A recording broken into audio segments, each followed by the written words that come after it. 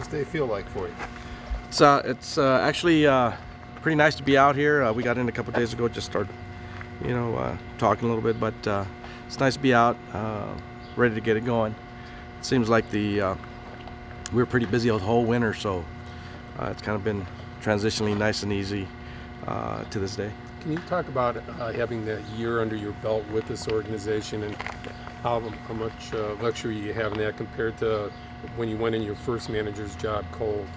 Yeah, I think obviously having the ability to know some of the personalities is a big difference.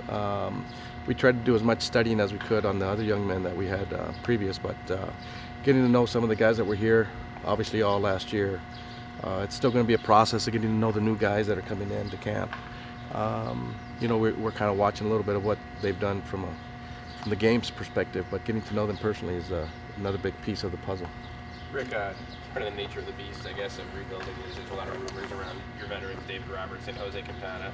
I mean, is there a way to handle that when they come into camp tomorrow and, talk to, they've been through it before. Yeah. They know what it's like. Robertson probably more than Quintana, but. Yeah, obviously it's something is swirling, but for the most part, we all know that they come to the ballpark preparing for the upcoming season. I don't think that it'd be foolish for me to say that they probably don't have it in the back of their mind. It's probably there, but it shouldn't be something that encompasses their every waking moment. They still have a job to do. They have to come here and prepare to get ready for the upcoming season. I think that if there are any obstacles or any annoyances that occur, we'll do the best we can to kind of minimize those. But for the most part, I think they're professionals. They know what they have to do. Their day-to-day operations, so to speak, are what they have to do to prepare for the upcoming season. So I think we'll try to focus on that.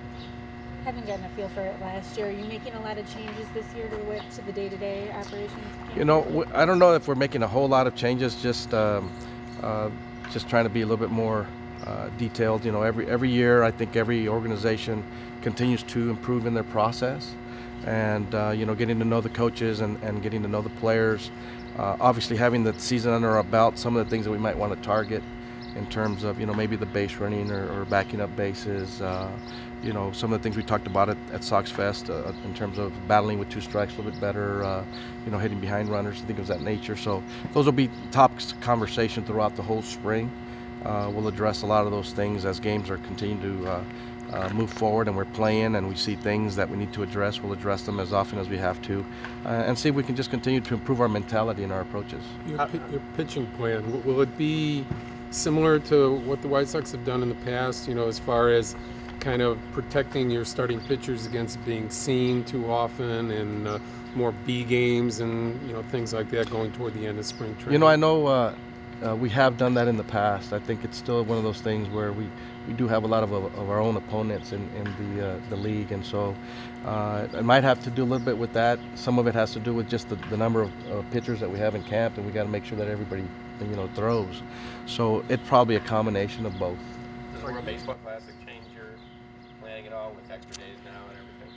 Well, I think we're coming in and knowing that we're gonna lose a couple of these guys. I think they've changed their format a little bit, so their usage in the WBC now they'll be able to go back and rejoin their clubs, I believe, in terms of their ability to continue to be with their clubs during the WBC. But we'll make whatever adjustments we need to based on our need.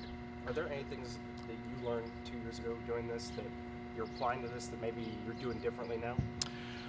I don't know if it's just more validation of certain approaches that we've taken in the past.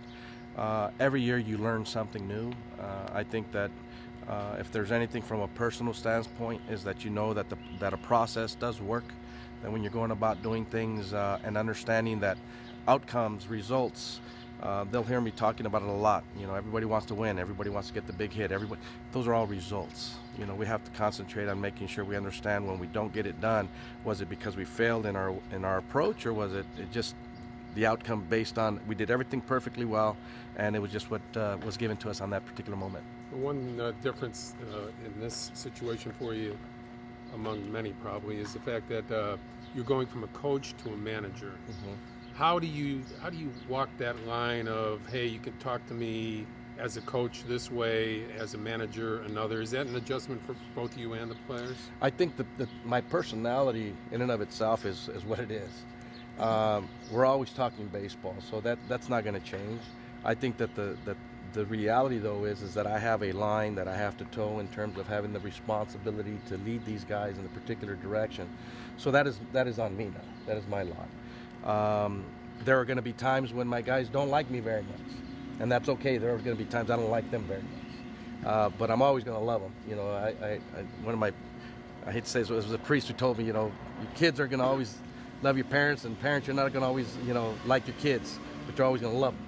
So same thing, it's same approach. How do you approach the ball club in a year when you're rebuilding? You get rid of Sale, you get Eaton is gone. Those guys want to win. How do you approach that? The expectation outside of here isn't going to be very high. Well, I think that the expectation outside can be what it's going to be. We still have to lay high expectations for ourselves. I think part of the process of playing the game a certain way is going out there and obviously looking for the victory. The question is how are we going to approach our attack on a daily basis? I think everybody's going to have high expectations for themselves in that clubhouse. It's not going to change for me. Most people will say, you know, if you lay high expectations and they don't, you know, rise to the occasion, you're setting them up for defeat. I don't agree with that.